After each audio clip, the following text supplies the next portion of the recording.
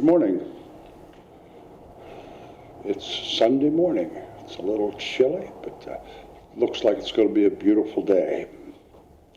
I normally record this message on Saturday and upload it Saturday evening. But I'm going to be very honest with all of you. To date, this has been the most difficult message that I have prepared. And I'm not sure that it's all that well prepared. The difficulty comes in my staying focused on my job. And as I understand my job, it is to help us all expand and elevate our awareness and elevate our consciousness, to develop a we consciousness, to become more aware of the presence of the divine within each of us, and how to use that presence, use that power to enrich our lives and the lives of those around us.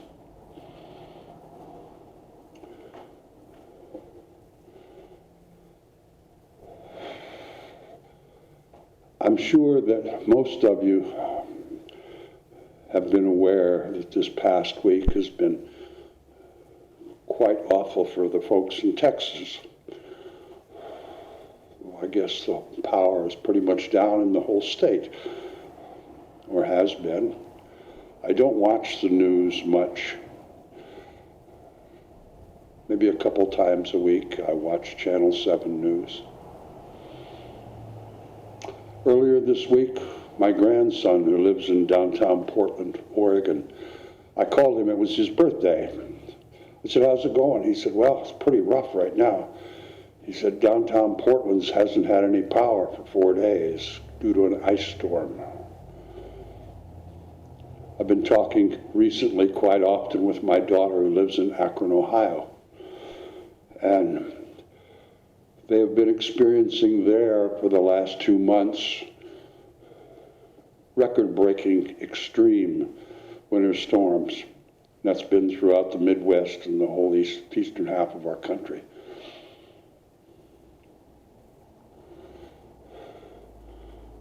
There's where I come up with the difficulty.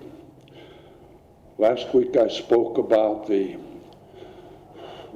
handicap that all of us face due to our attachments. And those attachments we've developed since before we could walk and talk. That's when the process of developing attachments began for each one of us.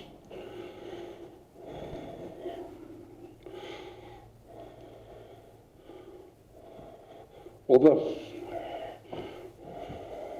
I'm going to talk about attachments again today. And I'm going to do that because of what is going on throughout our world. And what is going on, of course, we've got COVID, but I think much more importantly, having greater effect on all of us is this thing we labeled global warming. This is where it's very difficult for me to stay on track as your minister. I will attempt to do so. You know, this thing called global warming, it's not a new thing. We've known about it for 50 years.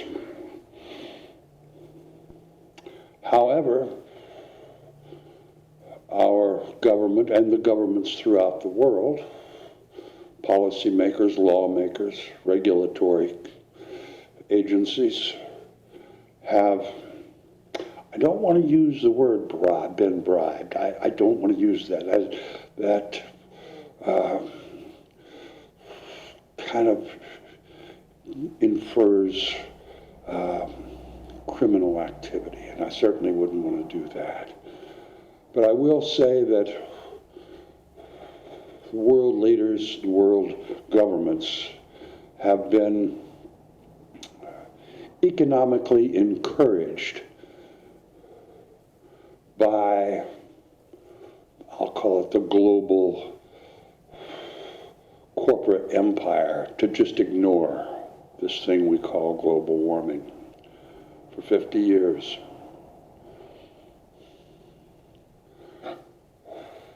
I watched a special not too long ago on Link TV, not network TV. This wouldn't be allowed to be televised on regular corporate media. But it was the scientists who really have studied global warming. And they came up with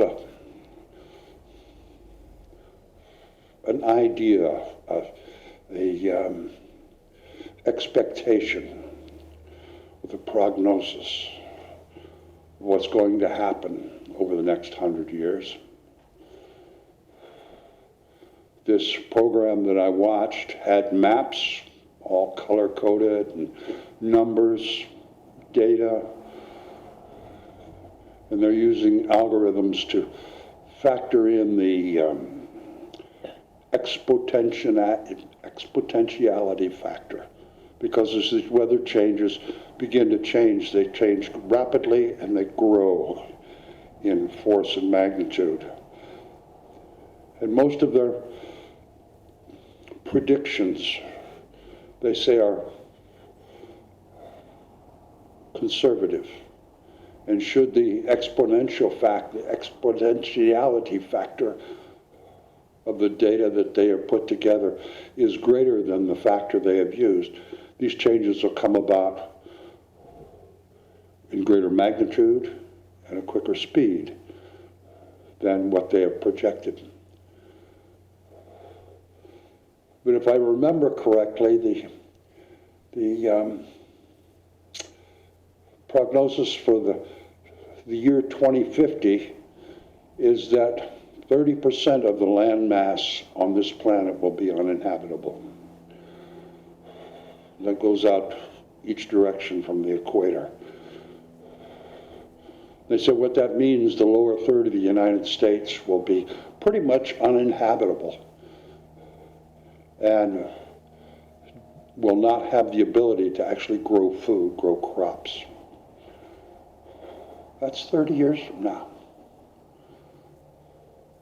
They said by the turn of the century that 60 to 70% of the land mass on this planet will be uninhabitable due to extreme heat and drought and famine, and be unable to produce food.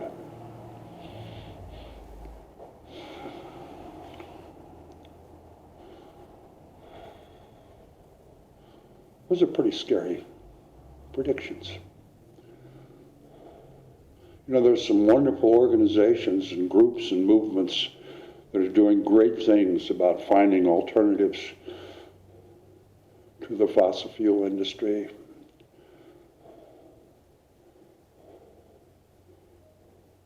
But we don't have the political will in this country or other countries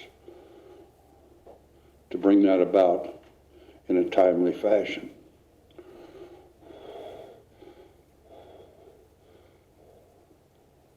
Not only our country, but most countries in the world, the most important thing that they can protect is the economy.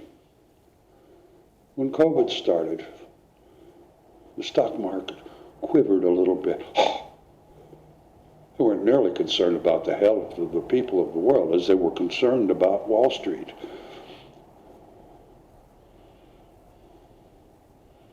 What's this attachment? What's this obsession with the economy? I think it was Milton Friedman. I could be wrong, and if I'm wrong, I won't use his name as a quote. But it was someone like him who was very, very wealthy and very well respected and very powerful in the world of capitalism. He is the person who made this quote was like a huge champion of capitalism. He was giving a speech and he said, yes, it's a wonderful marriage, Mother Earth and Father Capitalism. And in response to whoever it was made that quote, Derrick Jensen, a great world leader in the environmental movement, he actually lives up in Crescent City. His response was, sadly, that's true.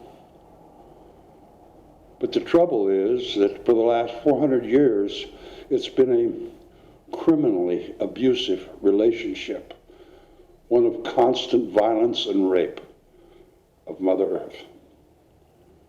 And that Father Capitalism should not only be incarcerated, but be executed.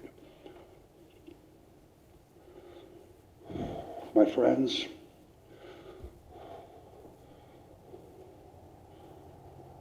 we must take a very serious look at these attachments that all of us have. This necessity to be entertained, to be distracted. Oh, that's hard, that's ugly, I don't want to think about that. Let's watch the game. Let's watch a great movie. Let's check our Facebook page.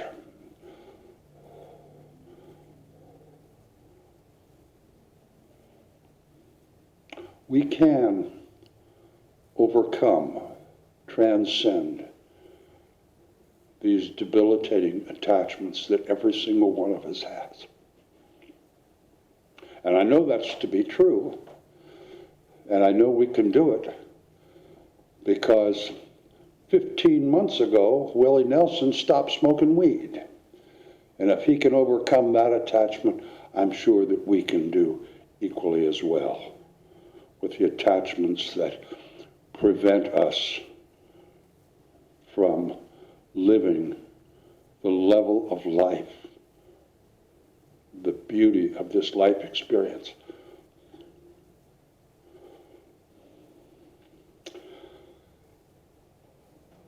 I don't very often beg, but I'm going to suggest, strongly suggest, and beg each of you to do two things. There are two books that I would like each of us to buy or check out of the library. And the first one is Don Miguel Ruiz Jr.'s book, The Five Attachments. And I think that each one of us needs to read that book and really give some serious consideration to what level we're debilitating ourselves, to what level each of us is part of the problem of the destruction of our environment, every one of us. And the other book I mentioned a while back, it's called What Can I Do? By Jane Fonda. And it's little simple things that each one of us can do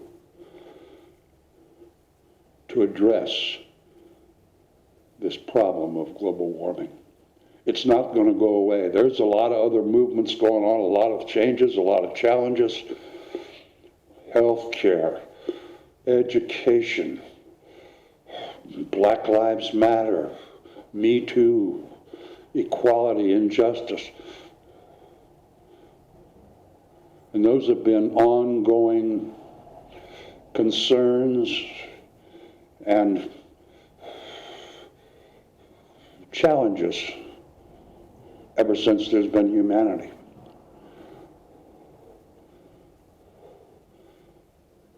But if these experts are even close to being right, what they're saying is by the turn of the next century, of the 7.5 billion people on this planet now, there may be less than 600 million that survive the famine, and the extreme damage and destruction caused by extreme weather patterns. Every year, the weather patterns get worse, more extreme, more damage, more destruction. And that change is exponential.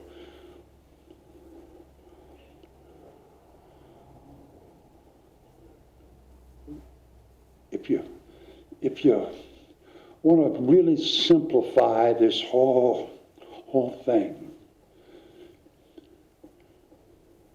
it's kind of global economy versus global extinction, or versus life on this planet. The two, I don't think, can any longer exist together. We have to design a new economy, an economy that embraces the life experience rather than sucks it dry.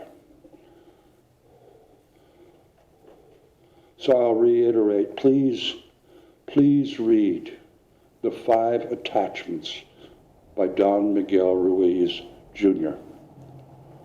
We give away his father's book, The 4 Agreements, which is a wonderful, easy to understand, maybe not so easy to accomplish, but easy to understand book based on Toltec wisdom. And read Jane Fonda's book, What Can I Do? You don't have to be a millionaire, a movie star, or famous, or anything else. There's suggestions in every chapter of what Mom and Pop, Ted and Sally, Bill and Mary can do in your life, well within your means, well within your ability.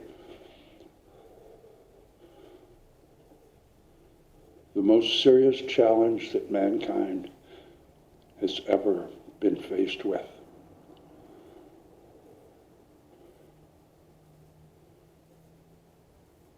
I'm sorry, I apologize if I sound like I'm off on a rant. But as I look at this world around me, and I consider my job, we must give due diligence to releasing our attachments, to being aware of the actual power that each of us has, the power from God, the power of the divine within us to sustain life on this planet.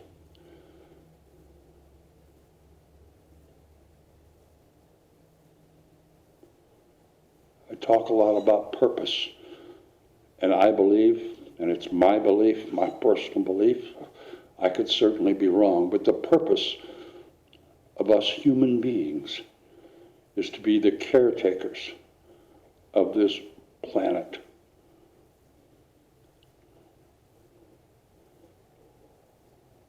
And I hope we can all give our undivided attention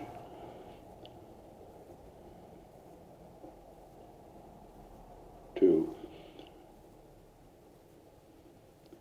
conscientiously become aware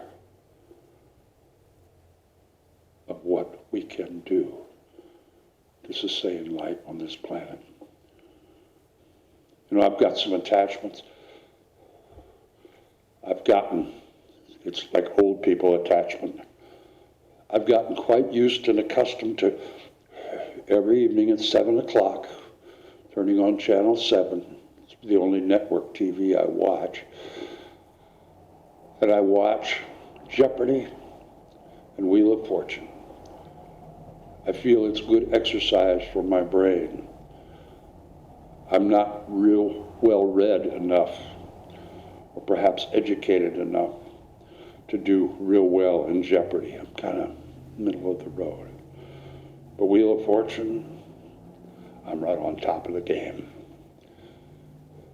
But as I watched those shows this week, and I was contemplating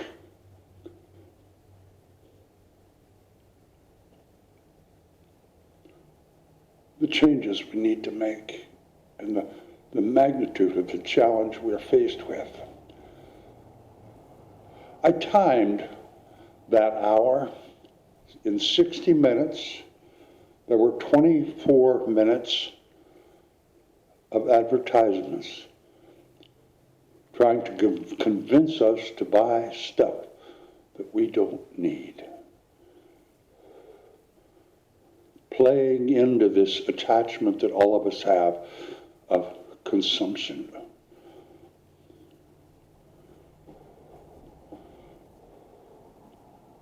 I wonder what might happen if we, the people, could demand that that same 24 minutes be used on educating us all how to lower our carbon footprint, how to improve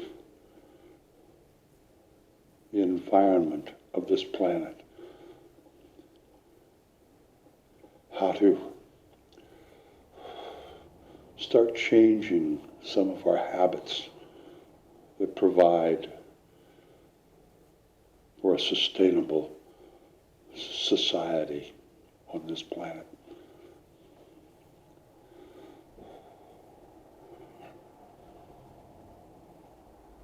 I hope that all of us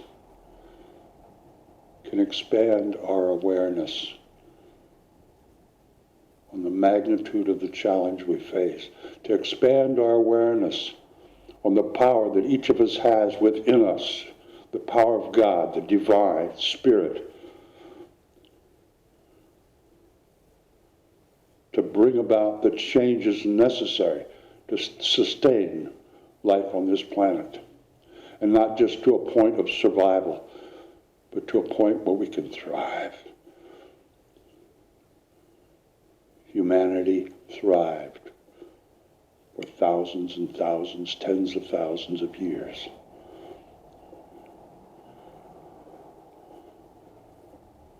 And we're in a position globally as a society to extinguish that life in 200 short years.